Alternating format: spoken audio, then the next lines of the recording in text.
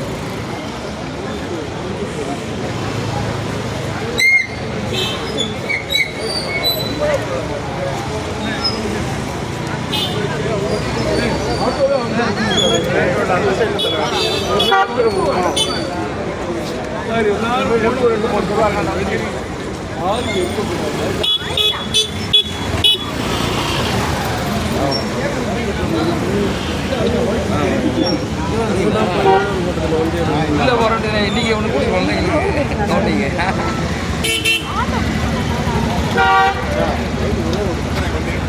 பிரியாணியா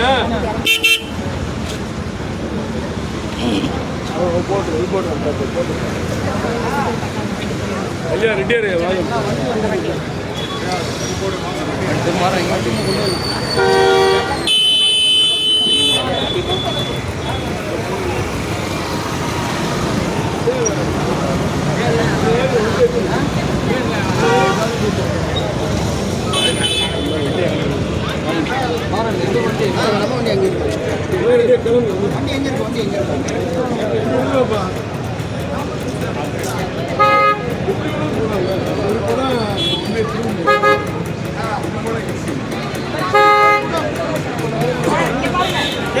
எப்பா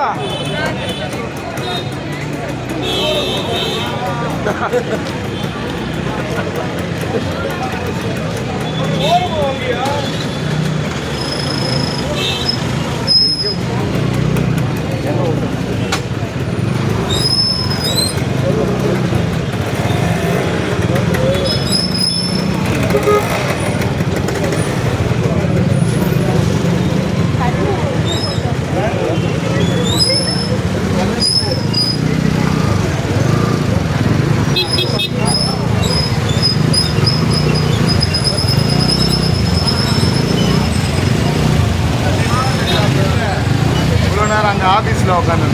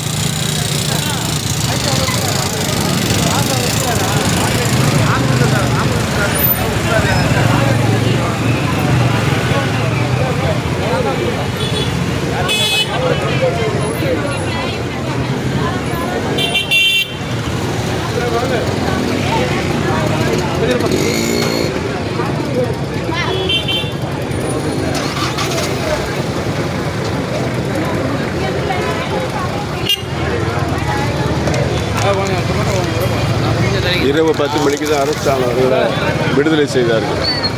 சரியாக 3 மணிக்கு அரெஸ்ட் செய்தவர்களை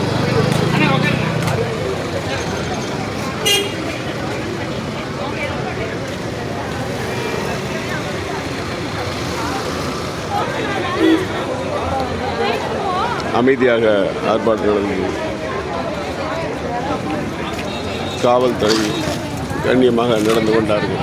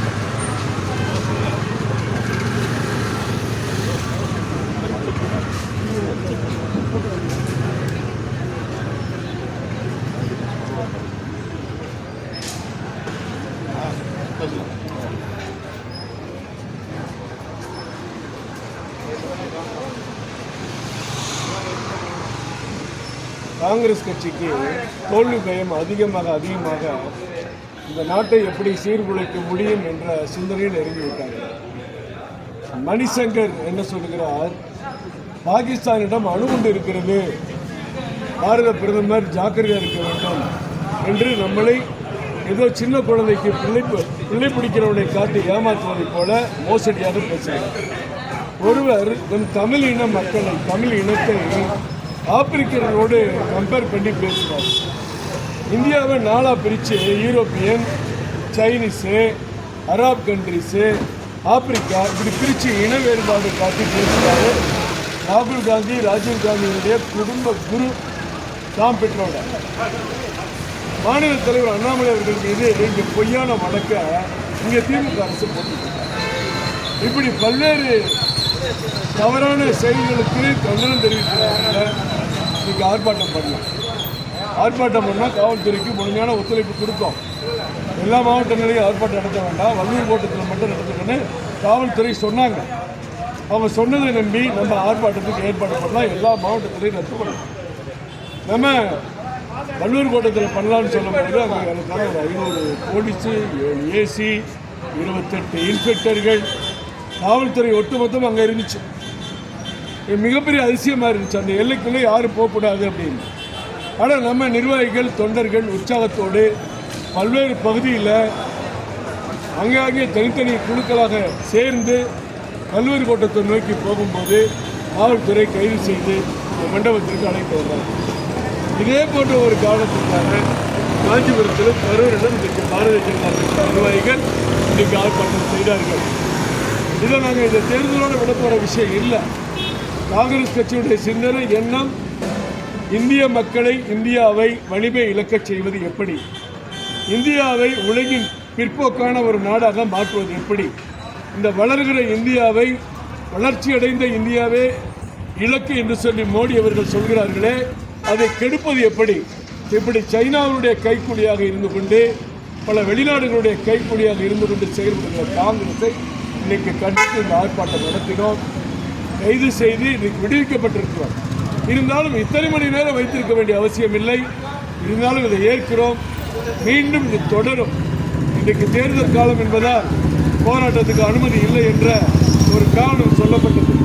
அதே நேரத்தில் தேர்தல் முடிந்து வந்த பிறகு முடிவுகள் வெற்றிகரமாக பாரத பிரதமர் 3வது முறை பதவியேற்கிறார். பதவியேற்ற பிறகு தமிழகத்திலே பல்வேறு போராட்டங்களை ஜனநாயக ரீதியாவில் நடத்துவதற்கு பாஜக தயாராக இருக்கும். குறிப்பாக சென்னையில் திராவிட மாடல் தமிழ்நாடு அரசுடைய 3 ஆண்டு கால சீர்கேட்டை எதிர்த்து பல ஆயிரம் பேர் கலந்து கொள்கிற ஒரு மிகப்பெரிய அறப்போராட்டம் நடைபெற இருக்கிறது. தேர்தல் முடிந்த பிறகு தேதி அறிவிப்போம். நன்றி.